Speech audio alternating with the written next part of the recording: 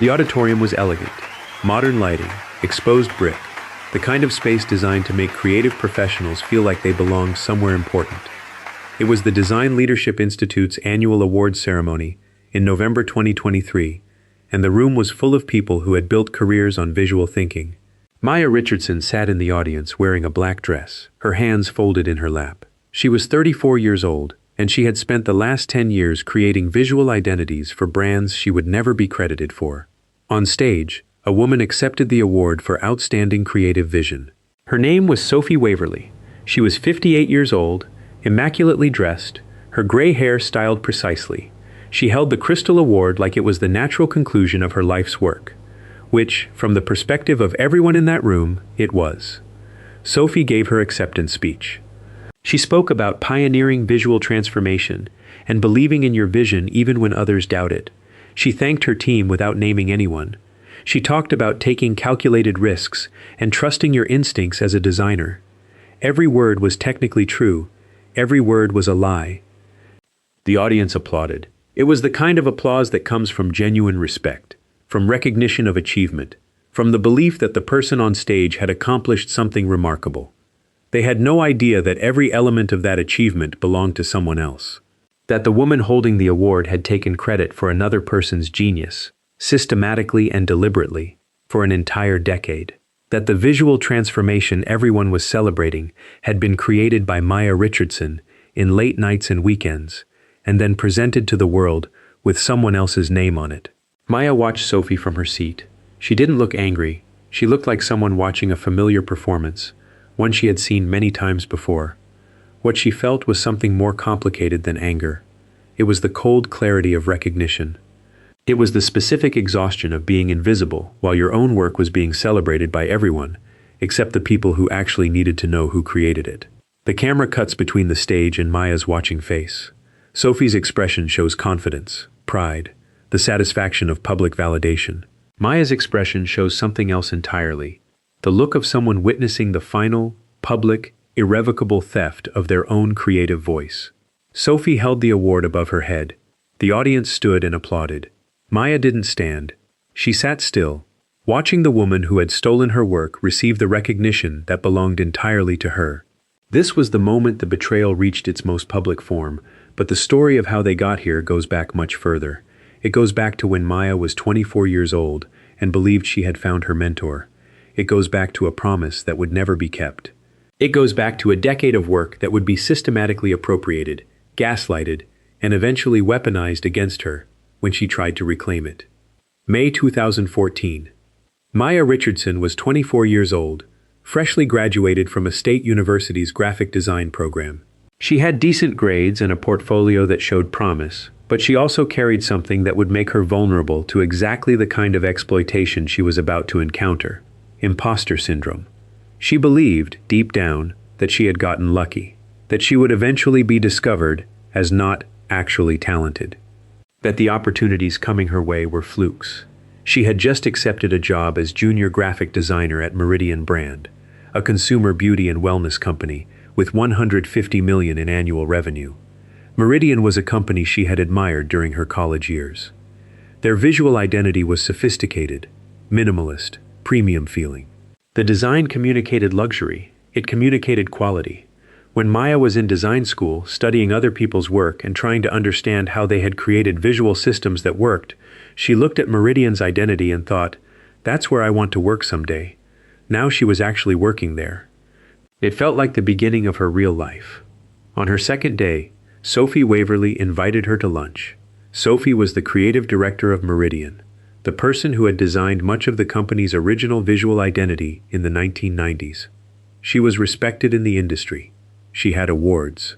She had credentials. She had built something that lasted. They went to an upscale cafe a few blocks from Meridian's offices. Sophie ordered a salad and asked Maya about her background. Where did she grow up? What drew her to design? Who were her influences? What did she think about current design trends? Sophie listened like the answers mattered. This was one of Sophie's genuine gifts. She could make people feel like they had been understood, that their perspective had been valued. She could create a space where someone felt safe sharing their thinking. It was a skill she had honed over decades.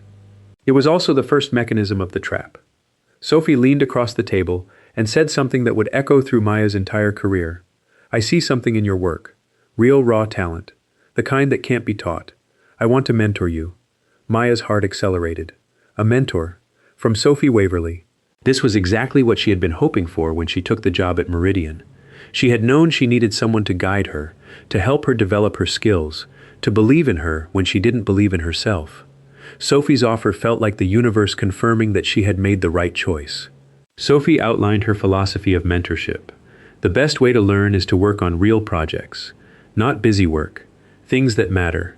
I'm going to give you projects that matter, and you're going to grow faster than you ever thought possible. Maya nodded. This made sense. But then Sophie said something else. The design world is competitive, jealous. People will try to take credit for your work if you're not careful. So the work you do for me, let's keep it between us until you're ready to show it to the world. I want to protect you. It sounded like mentorship. It sounded like Sophie was looking out for her interests. What it actually was, a directive to isolate Maya from other perspectives, from other validation, from anyone who might tell her a different story about what was happening. If Maya's work stayed invisible to everyone except Sophie, then Sophie was the only person who could tell her whether her work was good or not.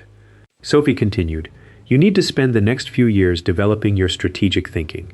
Designers are everywhere, but designers who understand business strategy, those are rare. I'm going to teach you strategy. Then, in a few years, you're going to be ready to do something remarkable. But we need to build that foundation first. This sounded like a path forward. It sounded like a commitment to development. What it actually was, a lock. It was a story that would justify Maya remaining invisible and unrecognized for as long as Sophie needed her to be. The word Sophie used was important. Eventually the world will know your name, Sophie said before they left the cafe. This word, eventually, would keep Maya compliant for years. It was a promise of future credit that made present invisibility feel like an investment rather than exploitation. Maya left that lunch feeling chosen, feeling like she had found her mentor, feeling like Sophie was investing in her future. What she didn't understand was that Sophie had identified a talented young designer with imposter syndrome and was calibrating the exact language needed to keep her compliant, invisible, and dependent on Sophie's validation. That lunch was the beginning. Year 2 and Year 3, 2015 and 2016. Maya was 26 years old. She had settled into her role at Meridian. She understood the company. She understood the culture. She understood what people expected from her. What she didn't understand yet was that the work she was about to do would define the visual identity of a major brand for the next decade, and that she would never receive credit for it. Meridian's brand identity had been created in the 1990s. It was sophisticated, minimalist, clean. It worked at the time. But it was now 2015, and minimalism was no longer cutting edge. The visual language that had felt innovative and premium in 1995 now felt clinical, cold, heritage. It looked like your mother's skincare brand. It did not look like something a 25-year-old woman would reach for in a drugstore. The company's sales were plateauing. The market was being eaten by younger brands with fresher aesthetics. Meridian needed to evolve or risk becoming irrelevant. Sophie gave Maya a project that sounded casual but was actually enormously significant. Explore new design directions. Nothing official, this is just research. Mood boards, color explorations, typography ideas. I want you to think about what could come next for our visual language. Think about what contemporary consumers are looking for. Maya threw herself into this work.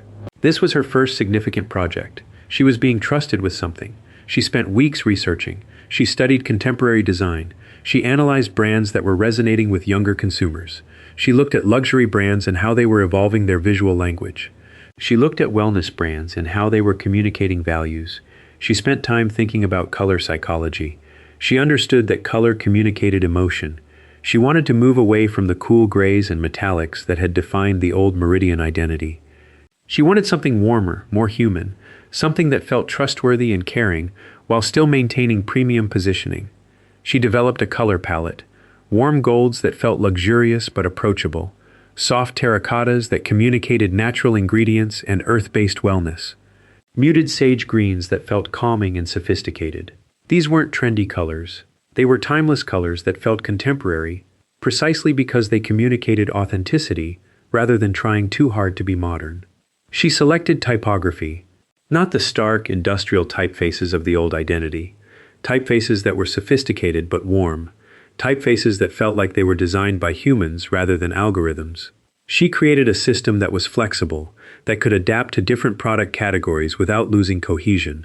She developed pattern language, geometric elements that could create visual interest without being overwhelming, patterns that suggested connection, movement, care, patterns that had meaning. She created roughly 40 design concepts across different categories. Some were for packaging, some were for digital interfaces, some were for marketing materials, some were for environmental design. Each one showed sophisticated thinking. Each one showed someone who understood not just how to make things look beautiful, but how to make visual systems work. This was genuinely innovative work. It wasn't derivative. It wasn't a tweak on what already existed. It was a complete reimagining of what Meridian could be, informed by deep research and intuitive design sense, and countless hours of thinking and refining. Maya worked 50, 60-hour weeks on this. She stayed late at the office. She brought concepts home and refined them on weekends. She was 25 years old, and she was pouring everything into work that mattered. Sophie watched this process. Sophie asked to see rough sketches. Maya showed her. Sophie took photographs of the sketches on her phone. She asked questions, she made suggestions. She said things like, "You're thinking in the right direction. Keep developing this. I like where your head is at." What Maya interpreted, "Sophie approves of my work. I'm on the right track. My mentor is proud of me." What was actually happening? Sophie was documenting Maya's concepts and making mental notes of every element so she could refine them and present them as her own direction. Sophie was learning, through observation, exactly how to do the creative work that Maya was doing. Sophie was preparing to make Maya's thinking her own. By the end of year 3, Maya had created the foundational elements of a complete brand transformation. She had no idea this would become the most important work of her life. She also had no idea that she would never receive public credit for it. She thought she had many years ahead of her to do her own work. She thought this was just training. She thought eventually, like Sophie had promised, her name would come. Year 4, 2017. Maya was 27 years old. Meridian's business was struggling. Sales had been flat for 2 years. The company was losing market share to younger competitors with fresher aesthetics. The visual identity that had felt cutting edge in the 90s was now starting to feel dated. The CEO brought in a consulting firm to evaluate the company's strategic direction. The consultants did interviews, reviewed market data, analyzed competitor brands. Their report was definitive. Meridian needed a visual rebrand, not a refresh, a complete transformation. Without it, the company would continue declining. The board called a leadership meeting. They needed a rebrand. It was urgent. It was existential. Sophie Waverly was in that room. She heard the urgency. She recognized the opportunity. This was the moment she had been waiting for. She pitched to the CEO, "I have been developing a new direction for our brand. It's a complete reimagining. It honors Meridian's heritage but speaks to contemporary consumers. I want to lead this rebrand project." The CEO approved it. Sophie was given the lead on Meridian's most significant project in a decade. Sophie called Maya into her office. She said, "I'm putting you on the rebrand project. You're going to be my right hand on this. This is the opportunity I've been preparing you for." Maya was excited. This was her shot. This was the work she had been building toward. But then Sophie explained the structure. "I'm going to be leading this. You're going to be supporting. I need you to develop concepts, explore directions, do the detailed design work. I'll be the strategic lead. I'll be presenting to the CEO and the board." Maya asked, "Will I get to present any of the work?" Sophie responded, "Not yet. The board needs to trust the vision before we bring in junior-level designers. But you'll be the one doing the work. You'll see your influence everywhere." This was the shift. This was when it stopped being mentorship and started being pure exploitation. But Sophie framed it in a way that kept Maya compliant. Sophie wasn't saying, "I'm going to take credit for your work." Sophie was saying, "I'm protecting you by not putting you in front of the board yet." Over the next 3 years, Maya created the entire rebrand system. She designed multiple logo concepts. Sophie selected one and refined it slightly. That logo became Meridian's new face. Maya had created it. Sophie had chosen it. The world would know Sophie's name. Maya designed the color system, the same warm golds, terracottas, and sage greens she had developed in her research work. Sophie tweaked the saturation on a few colors. That color system became Meridian's new palette. Maya designed the typography system, a primary typeface that was elegant and contemporary, secondary typefaces that could adapt to different contexts. Sophie said she wanted to add another typeface to the secondary family. The typography system became Sophie's. She designed packaging mock-ups for dozens of different products. Sophie said, "Let's take this direction." The packaging became Meridian's new packaging. Every single element was Maya's vision, but every single element was Sophie's presentation. Meanwhile, Sophie was in meetings with the CEO. She was presenting mood boards that Maya had created. She was presenting color directions that Maya had developed. She was presenting design systems that Maya had built. Sophie said things like, "I was thinking about the contemporary consumer, and I realized we needed to move toward warmth while maintaining sophistication. So I developed a palette that feels human but still premium." This was technically true. Sophie was thinking about these things, but only because Sophie was watching Maya think about them. Sophie understood the logic only after Maya had done the thinking. Around year 5 of this process, Maya started to notice something. Something shifted in her awareness. She was in an all-staff meeting. Sophie was presenting the Rebrand progress to the company. She was showing concepts. Maya recognized every single concept as her own. She had drawn them. She had refined them. She had thought through every decision. Sophie explained the thinking behind the color palette. She said, "The contemporary consumer is looking for authenticity and warmth, but they still expect premium quality. So I developed a palette that feels human but sophisticated. Sophie saying I, when Maya had developed it. After the meeting, Maya approached Sophie. She said, "That presentation was great. I'm excited to see the work moving forward." Sophie responded, "Thank you. We have a strong vision for this. We." But Maya wasn't in the board meetings. Later, Maya mentioned to a colleague named Derek, a project manager, "It's exciting to be part of this rebrand. I did a lot of the conceptual work." Derek responded, "Oh yeah, Sophie's been saying she's really proud of you. You're getting great experience working under her, not alongside her." Maya didn't push back. She didn't want to seem ungrateful. She didn't want to seem like she was trying to take credit for work that Sophie had refined and presented. She didn't want to be the difficult employee. She didn't want to seem like she didn't understand how organizations worked. But something was changing in her. Some part of her was beginning to realize that there was a gap between the work she was doing and the recognition she was receiving. Before we go any further, let us know in the comments where you're watching from. We read every single one, and if this story is hitting close to home, make sure you're subscribed so you never miss what's coming next. By the end of year 5, Maya felt something she couldn't quite articulate. There was a gap opening between her own understanding of her contributions and the story everyone else was telling about her work. She was doing brilliant work. She could feel the brilliance, but she was starting to wonder if anyone else could see it. She called her mom on a Sunday night. She said, "Sophie keeps presenting my work as her ideas." Her mom responded, "Well, that's your boss's job, isn't it? To present the work?" "Yes, but to present it as her own ideas? When I created them?" Maybe you're not ready to understand the strategy yet. Maybe that's why she's not letting you present. This is what people said. This is what Sophie had trained people to say. The gaslighting was not just personal, it was institutional. It was everyone around Maya agreeing that her own perception was wrong. Years 6 and 7, 2019 and 2020. The rebrand was in full production. This was no longer experimental. This was being implemented across every single touch point of the brand. Maya was responsible for creating the complete rebrand system. This was not 10% of a rebrand. This was 80 to 90% of the creative work. She designed the complete logo system, not just the mark, but the entire system. How the logo worked at different sizes, how it worked in different colors, how it worked with different brand elements, the clear space requirements, the specifications. She created dozens of iterations before Sophie selected one. She designed the comprehensive color palette. She specified exact Pantone numbers, CMEX percentages, RGB values, hex codes. She researched color in the market. She tested combinations. She made sure the palette worked across packaging, digital, print, environmental. She created the warm golds, the terracottas, the sage greens. She created the secondary palette. She created the neutrals. She selected and licensed typography across multiple languages. She worked with type foundries. She tested how typefaces worked at different sizes. She made sure they communicated the right voice across all applications. She created the pattern and icon language, geometric elements that could create visual interest without being overwhelming.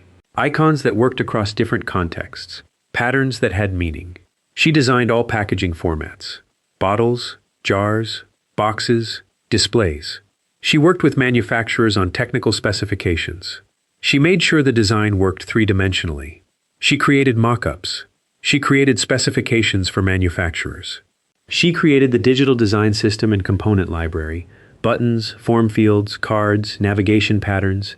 She built a system that designers could use across digital platforms. She created detailed specifications. She created accessibility standards. She designed the website user interface and user experience, the layout, the navigation, the visual hierarchy, the typography scale. She thought through user flows. She created wireframes and mock-ups. She created brand guidelines documentation. Over 100 pages. Specifications for every element. Rules for how things should be used. Examples of correct and incorrect usage. The document that would ensure consistency across the brand for years to come. She designed environmental graphics for retail locations, how the brand would appear in stores. Signage, displays, packaging fixtures. She thought about three-dimensional space and how the brand lived in it. She created marketing materials templates, social media templates, email templates, print materials. She made sure every touchpoint communicated the same voice. This is not hyperbole. This is not exaggeration. Maya created the visual identity system for a $200 million company.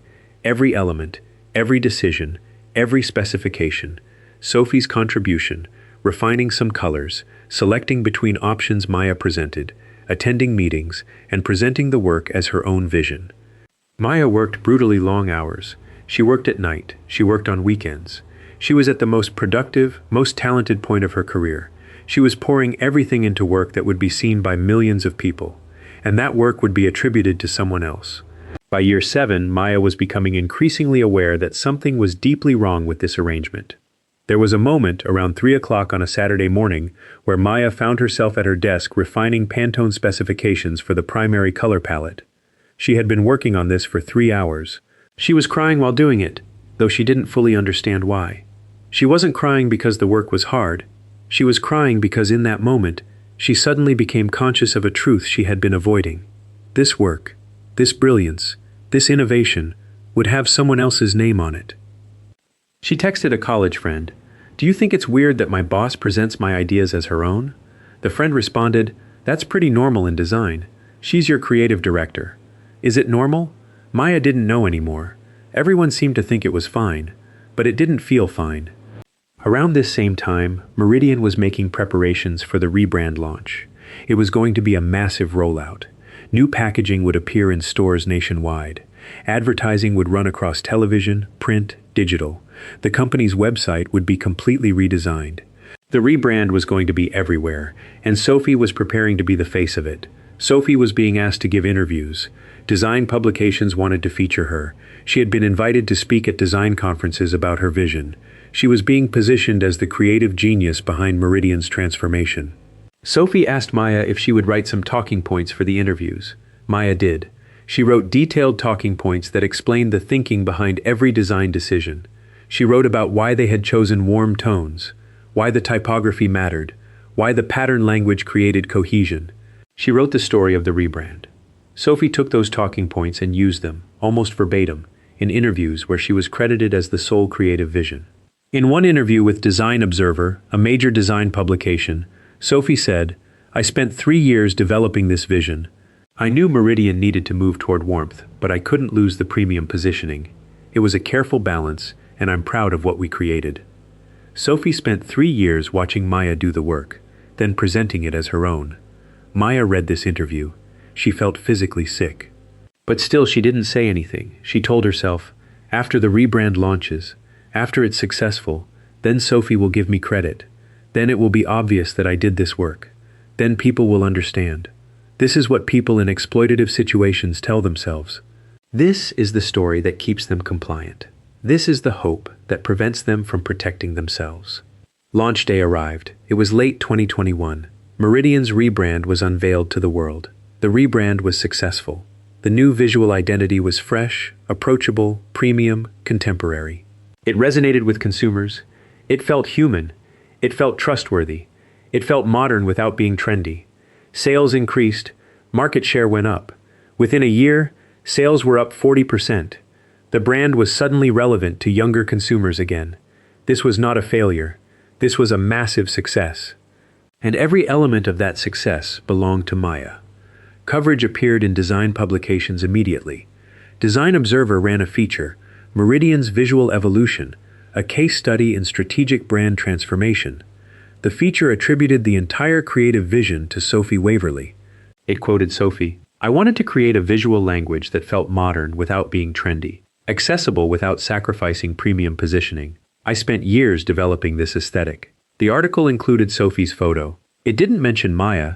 Meridian's press release quoted the CEO, "Sophie Waverly's creative vision has transformed our brand and our business." No mention of Maya. Sophie was invited to speak at the Design Leadership Institute conference. She gave a keynote about the rebrand. She used Maya's talking points. She explained Maya's thinking as if it had originated in her own brain. The audience gave her a standing ovation. Maya watched the video. She watched hundreds of designers applaud Sophie for work that was 100% Maya's. Sophie was nominated for design awards. She won several. The Design Leadership Institute gave her their Outstanding Creative Vision Award, the award Sophie was accepting in the scene we opened with. At every step, Maya's name was absent. She wasn't even in the company's internal documentation as a major contributor. The Rebrand project file on Meridian's servers listed Sophie as the creative director and lead designer. Maya was listed as a junior designer. Maya realized something in this moment. This is not ambiguous anymore. This is permanent. Sophie has taken credit for Maya's work in a way that's now public record. The rebrand has been published in major design magazines. Sophie has won awards. The narrative is set. For Maya to claim credit now would look like she was trying to take something that didn't belong to her. The story was already written. She was already written out of it. She was trapped. It was early 2023. Maya was 33 years old. She had been at Meridian for 9 years. She had watched Sophie win awards for her work.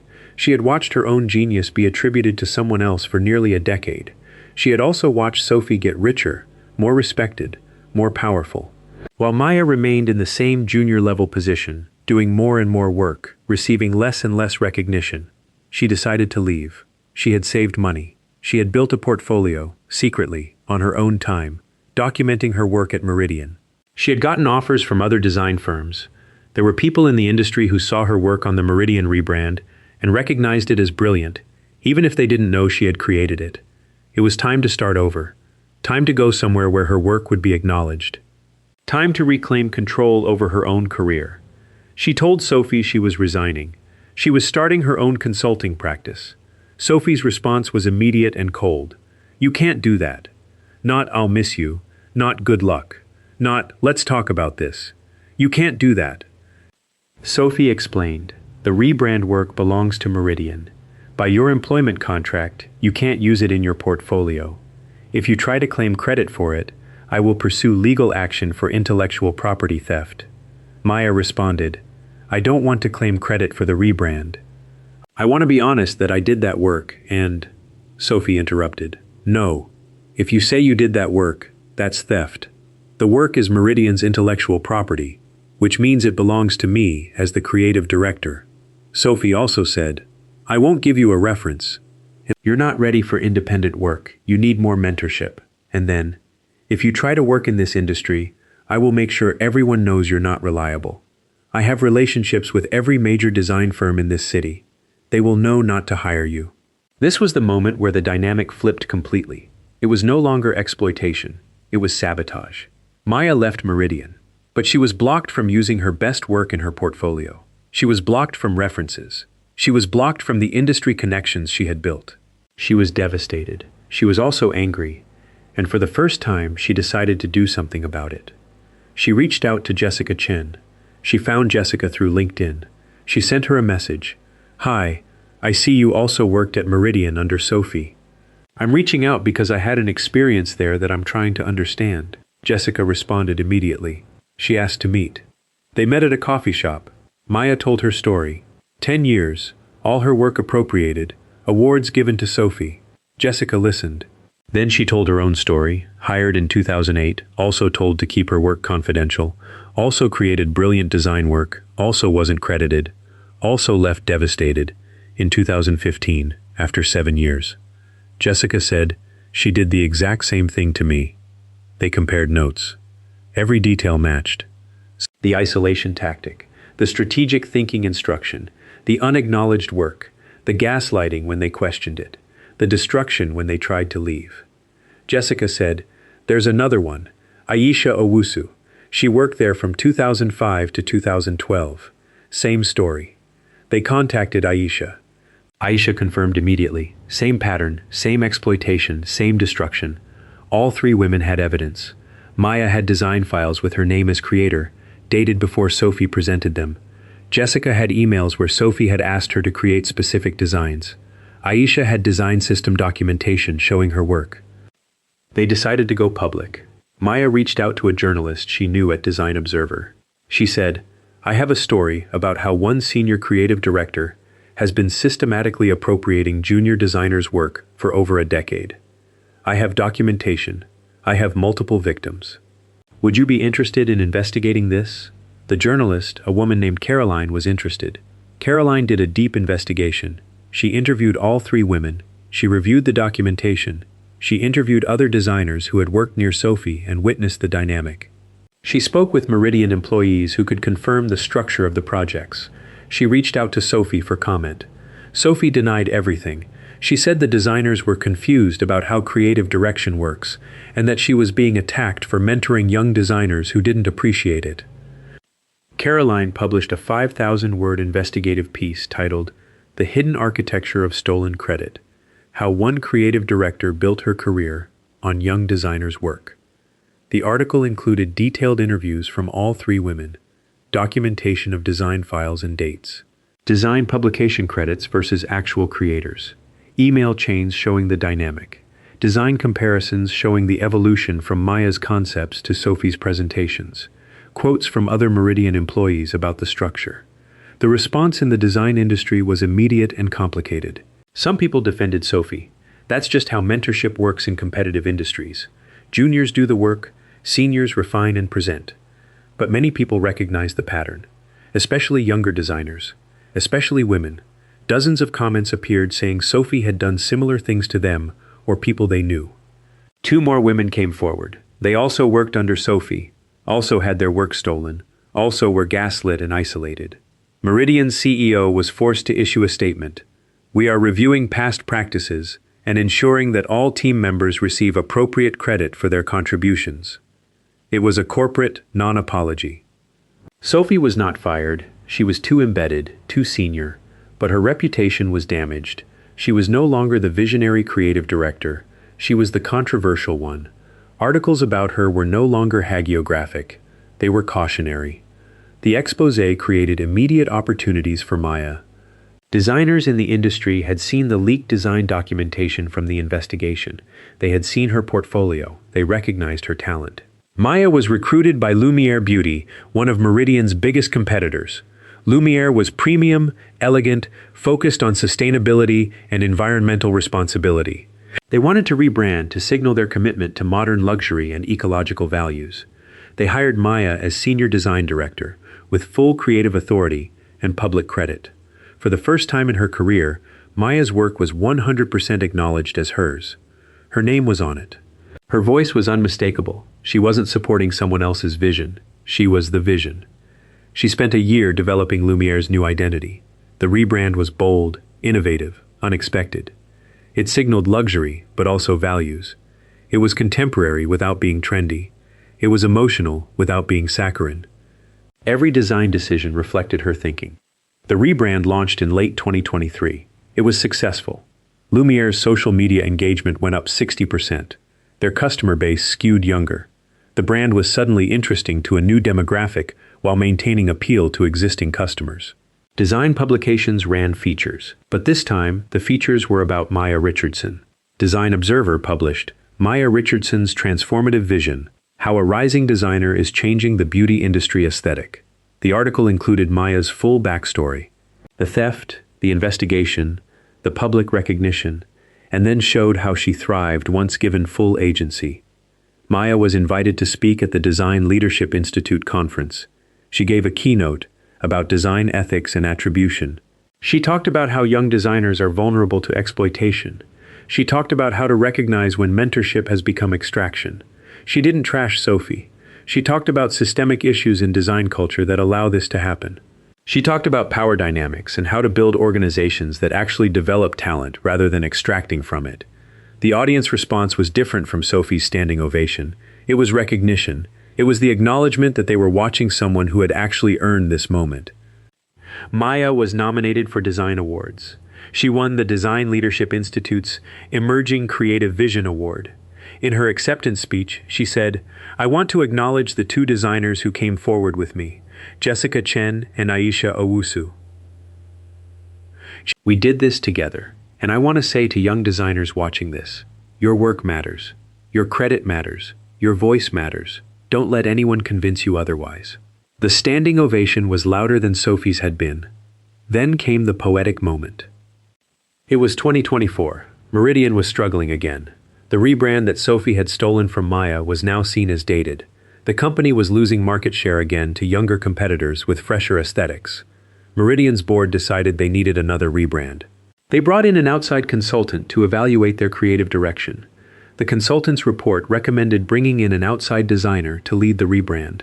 The consultant specifically recommended Maya Richardson. Meridian's CEO reached out to Maya. Would she be interested in redesigning Meridian's identity? Maya could have said yes.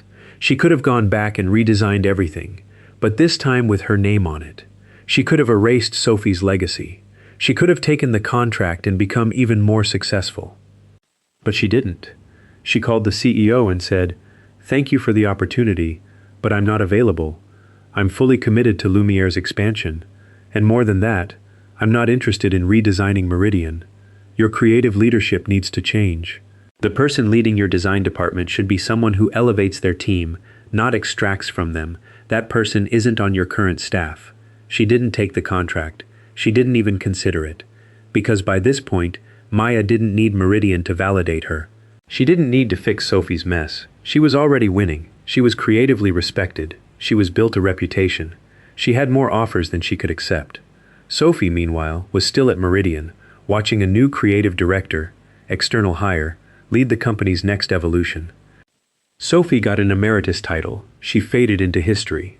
Present day, 2024. Maya runs a boutique design consultancy specializing in brand transformation for heritage companies. She works with brands trying to stay relevant in a changing market.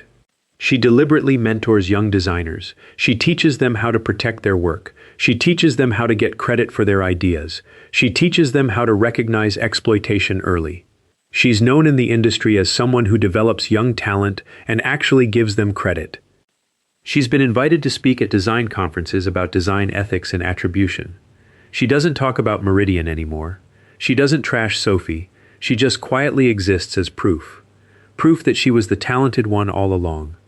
Proof that the theft didn't end her career. It started it. Proof that sometimes you don't need revenge. You just need to be better. Have you ever been gaslit by someone in authority about your own work or abilities? Tell us your story. Like this video and subscribe to Wounds and Warnings so you don't miss the next story. Next. A mother who stayed with her abusive ex-husband because she was afraid he would hurt himself if she left. For years she enabled his abuse to protect him from his own pain. Watch what happens when she finally stops choosing his feelings over her safety.